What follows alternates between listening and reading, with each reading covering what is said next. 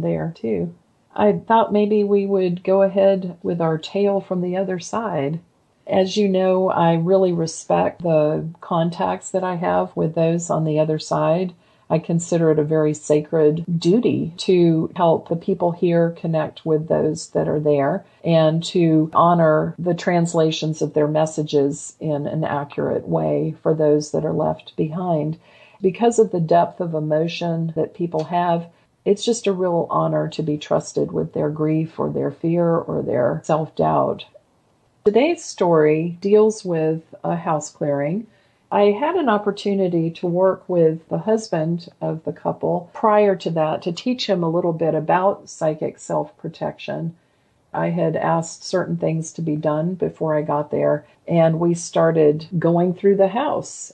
What was really interesting to me is that the spirit that was really creating a great deal of torment for the husband in particular couldn't see me. He could see them, but he couldn't see me. Actually, before then, never really occurred to me that some spirits can't see us, sort of like we can't, all of us, see other spirits.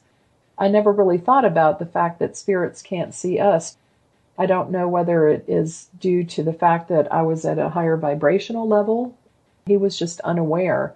And he was walking through the house, and I had gone to other areas of the house. There was an area that felt sort of S&M, very aggressive and dark, a lot of pain and lower vibrational things going on in one of the bedrooms. And then there was this area off to the side of the den, a little room, laundry room type area. I picked up a grandmother's energy in there, and she said, "Oh yes, all my grandmother things are stored there." So as I moved through the house, I started identifying different things. I went in the bedroom and felt that there might have been a stream that ran under the house. And I asked them, "Do you know if there's a stream that runs under your bedroom?" And they said, "Yeah, how'd you know that?" And I kind of shrugged because it's psychic, with the assistance of my guides, of course. I went downstairs and there were these two beings there. One had committed suicide and the other had been murdered. They weren't really happy campers. They were just sort of hanging out because they were related to the people. So as they're going through the house, I was having them fill the house with love and peace in a particular ritualistic way, putting in a clockwise direction, love and peace into their home and taking turns between the two of themselves to alternate and lend their energies to that endeavor. And I'm talking with the spirits telepathically behind them doing what they're doing and pointing mentally up the stairs to the door that we had designated as the exit for the spirits to go through. They had a door that had an oval glass in it. Set your intent to an object. And so that object was passing into the next dimension for the spirits because that's the way that it was given to me. So his grandmother's coming up the stairs, and I asked, "Did your grandmother have difficulty walking?" Because it looked like she had a cane. And they said, "Oh yes, she had a cane."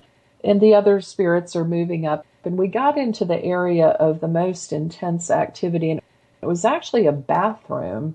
When I got to the bathroom in the original circuit of the house, the reading part of the clearing, I had to back into the bathroom. I couldn't walk in directly just because the energy was so intense in there. I could see a man, the same one that had been wandering in the living room upstairs, sitting on what he thought was a bench in a shed. And he let me look through his eyes. He showed me that there were agricultural fields there. And he started to share about being born in the Depression and how he had started to work at the age of 8. And he was always looking at life from the outside in. He had never had a home, family, steady food, etc. He recounted a tale of how he had gone down the lane and would look in the windows and see the family there that lived on the bigger farm down the road. And they were eating at the table, friendly and laughing, sort of the whole Waltons look thing for him. And he just felt so isolated. embarrassed that he had to tap the door and ask if he could do something for food or for a little bit of money. He had passed without really realizing that anything had changed. So he was still trapped in that sense of watching life from the outside in. And his anger when he tried to approach the couple to ask for help and they ignored him because they couldn't hear him. He didn't realize he was in spirit form and they were not sensitive enough to hear his specific message. He started to get angry and more hostile. That's what had led to the spiritual abuse of the husband.